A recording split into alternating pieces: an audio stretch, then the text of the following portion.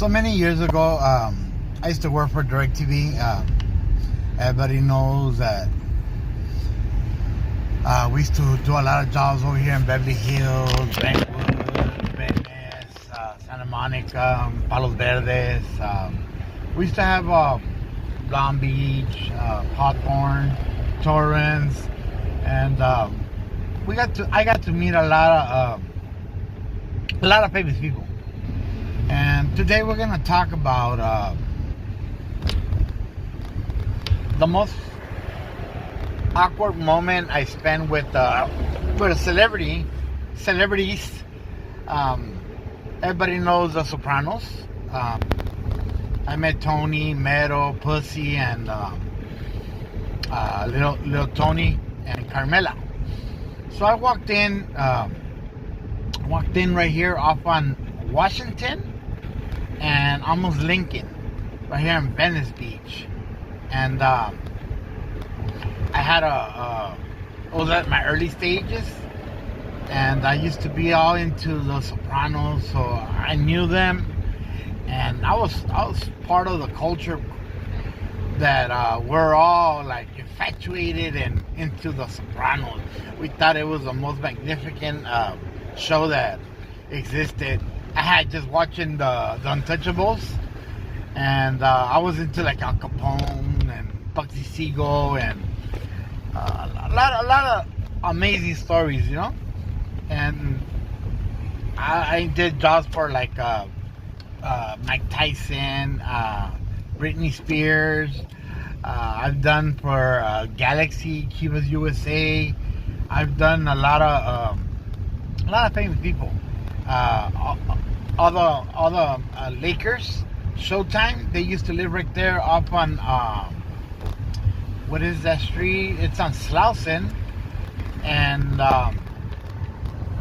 right here around the corner by the 105 in Slauson, and that's where all Kareem, Scotty, and Byron Scott, and you know, the Dream Team used to more or less live. They used to be normal. Well, this time I got a job right here in Venice, and it was in a structure of like a 50 stories, and it's the only structure, the only hotel that is around here that is high and big, you know, had metal railings and stuff like that. So back then we didn't have like the Kaku and all that. We just had regular DirecTV 18-inch dish. So we used to buy these brackets or make them because we didn't buy nothing before. We custom made everything. So we went into the rails and we used to put these U-bolts and this metal, and we used to put it on the platform, which is the arm that the DirecTV dish sits on. And I used to sell them for like $150. To do all these custom jobs because they only rented the motels and hotels for like a couple months. They didn't want us to drill holes or nothing. We used to have the flat wire that used to go through windows and through doors, sliding doors, and I used to have those, and everybody used to be amazed because the technology was there, and all this MacGyver style, all this Spectre Gadget, all this stuff that I learned with Güero and my uncle, my tío Roberto, and everything, how to manipulate the system and how to achieve greatness, you know, and never give up, and there's no obstacle that stops you. And I was amazed. I was a chess master. And I'm grateful to my tío Roberto, rest in peace también, you know. So I arrived at the hotel, and I got there, and sure enough, I walked up to the desk clerk, and I told them that I was here to install something at the penthouse, which is like the 15th, 16th floor. And they said, yeah, we've been expecting you, and I'm like, okay, cool. And I started seeing familiar faces, like people that I knew, people that I been around, And I got in the elevator, and with my belt and all my tools and my dish, my wiring, and I knew I was gonna have to use the U-bolts, U-clamps, and the flat wires. So normally, the first thing that we used to do is come and observe the place and find out the terms and conditions and what are the regulations, how to install a dish, And I was famous, so that's why they used to send me to all these incredible jobs, because I used to wall fish 2 stories. I used to have NPR mounts before they were famous and they were custom. We used to make them custom. I used to be a straight MacGyver, straight Spectre Gadget. I used to more or less make and design several tools that other people got famous and millions and rich people for my ideas. I know they didn't come from me, but a lot of people weren't hipped to technology the way I was. So I got there, I got in the elevator, and I was with like some Sicilians, some mafia vatos, like some fucking like gangsters, and I'm like, damn, man, I know these vatos there. So then they got off on the like 1 floor before the penthouse, and I started seeing cameras and writers and all kinds of people, and looking at these vatos that had all these fucking strange codes and shotguns and all kinds of stuff. I was like, what the fuck, eh? Like if they're gonna throw a hit or something like that, So I got to the penthouse. When I got to the penthouse, it was a weird situation that was gonna occur while it was occurring. So I got there, and I turned around, and I knew who I was talking to, but I couldn't put a name to the face. I didn't know where I've seen him before, and I started like just observing him. Then I looked at this chaparrito, like 5'8", gordito, and he looked like before gays were gays, He looked like he had some big lips, And I looked at him and I was like, man, hey, I don't trust you, And something just like kept me away, Then I seen this amazing, beautiful, young woman. I swear to God, it's like a fallen angel from heaven, And I was like, I couldn't stop observing her. I couldn't stop noticing her. I wanted to just look at her, like, damn, I go, I know you. And then I met this gordito youngster kid. And then I started seeing, like, all kinds of shit in the table, like, weird shit, like batons and chains and all kinds of stuff. And I started like, what the fuck, I started seeing knives and all kinds of stuff, like Chiva needles, like Chiva heads, And I started like seeing all kinds of drug packages all over, and it's a glass table. And I go, man, they're doing drugs in here, I go, the Judas are gonna come, they're gonna raid this place, I said, man, so I got there and I met this vato, he was like 6 feet tall, and I go, damn, I go, he looked like a straight gangster, like a gangster. And he hablaba Sicilian, Italian, like, what the fuck? I go, hey, you're not gonna believe this. He go, what are we not gonna believe, like, I told him, you guys look like you guys are mobsters, like if I'm in a movie right now, He goes, you don't know who we are? And I go, nah, I don't know who you are. Like, you really don't know who we are? Capiche or no? Like, you want to slap my ass, I was like, nah, I still don't put a face to the name. So I suddenly this gangster comes in with the trench coat and todo, like boom, boom, boom, boom, walking in, and everybody's just like kissing ass to him, and he's like smacking people down, and he's in character mode, you know. He's like a gangster, you know. Comes up to me and he tells me, you know, like a fish, and I'm like looking at him, and I'm observing him, and so I begin to observe him, and seeing that he's like in charge of everything, you know. Everybody's like kissing ass to him and saluting him. He's like a fish, and you understand, you know, and blah, blah, blah, like all Sicilian. I tell him on my ass. I go, man, you guys. I go, I know you guys. And they just looked at me. Who do you think we are? I go, fuck, man, I'm gonna be honest with you. You guys look like the guys from Sopranos. So you gotta understand that I seen them with shorts, tank tops. I didn't get to see them like full uniform, you know. So what they do, when it's the summer here, they kick back over here, and the screenwriters and writers, and they perform, and they get the people that are gonna be playing all the parts and everything.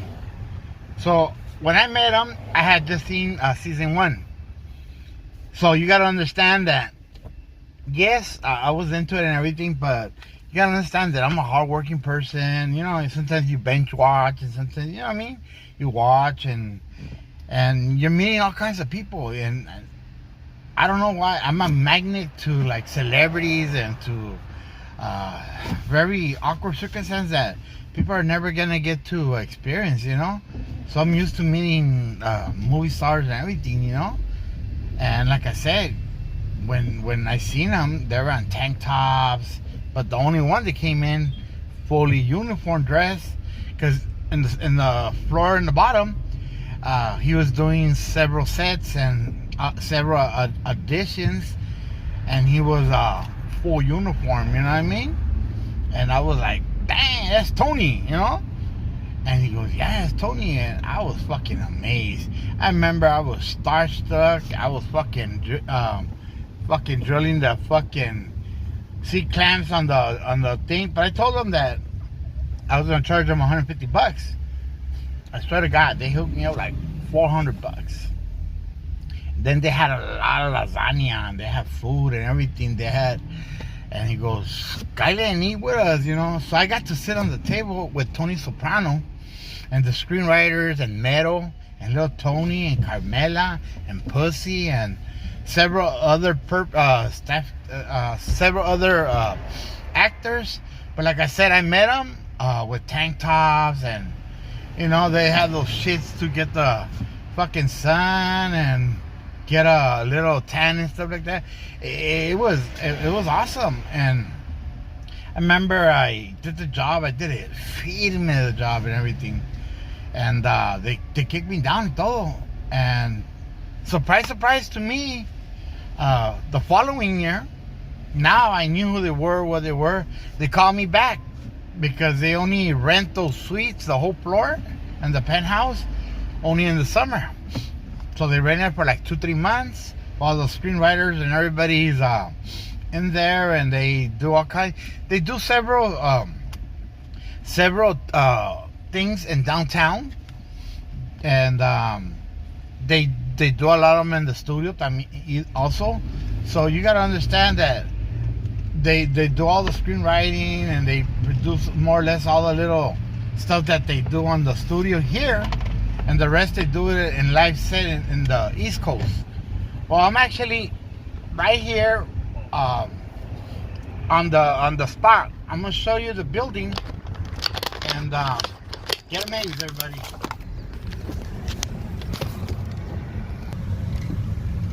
So that building that you're seeing there, that's where the Sopranos, and on all the top floor, that's where they rent. But that's the building. It's on Dell and Washington, front of the convention center, and Venice, where you walk and everything, is on the side. So that one was the tallest building. It was awesome. I encourage everybody to meet their mentors and favorite actors and everything. Well, this is it. This is where I met them. And on the top floor, more or less next to the middle, I put the dish. And now they're redoing it. It's Beauty Studio, 1 bedroom, Marina Tar Apartments, 418 Washington. This is where they used to hang out, do the screenwriting. The penthouse and the second one, the penthouse, the whole floor that was theirs. So this is it, everybody. Hope you guys enjoy. So as I was explaining to everybody, I end up picking up this gringo white boy off that the hotel from the Sopranos, and I was just throwing him all my lectures, my stories, and he was amazed. He says it's not like that right now. Venice is dead and nothing happening, and it's junk, even the canals and all the amazing things. There's no more like gold gyms. There's no high-nose skating and no more people. He said they still sell CDs, glasses, and still sell a lot of hemp, pipes, and it still smells like a lot like weed, but not drastically, because now it's legal. Back then it wasn't legal, so you'll come and you'll smoke it on the beach and spring break and everything. It was cool.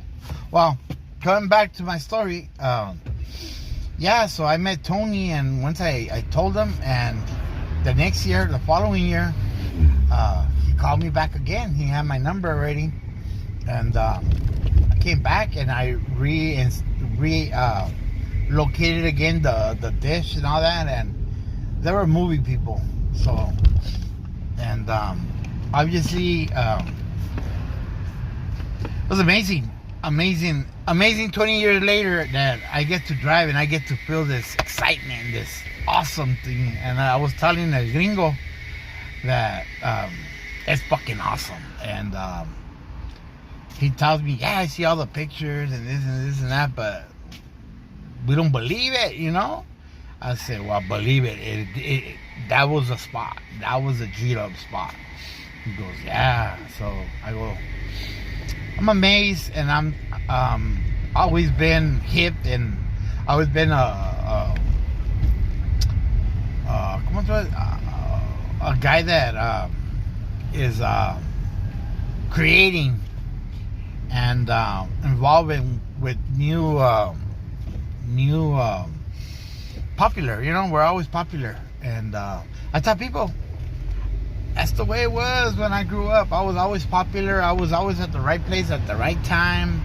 I always got away with everything. I always had everything, you know. And I met a lot of famous people through work and through everything. And people now, they look at me and they just like, wow, you know, you're privileged and all that. And I tell them, hey man, back then it wasn't like internet, and it wasn't all this famous TikTokers, and it was like live and direct, you know. Well, I just wanted to tell everybody that after 20 years, I got to be back at my early stage and got to be there with Tony Soprano. Rest in peace también. He passed away already. And the Sopranos, they just made a movie. And Johnny, my homeboy Johnny, he got to see the whole seasons. I think there was like 5 or 6. And I still got into it. I'm still motivated. I'm still pumped up. And you know what I mean? Like, it's awesome. So that's a little story that I wanted to let everybody know, you know. Hold the applause, you know. And for Vanessa and for anybody that, you know what I mean, ever hear all the stories, they did happen. I did meet like Jay Leno, and I met Sylvester Stallone. I met Wonder Woman before she passed away también. I met the Princess Aaliyah. I met several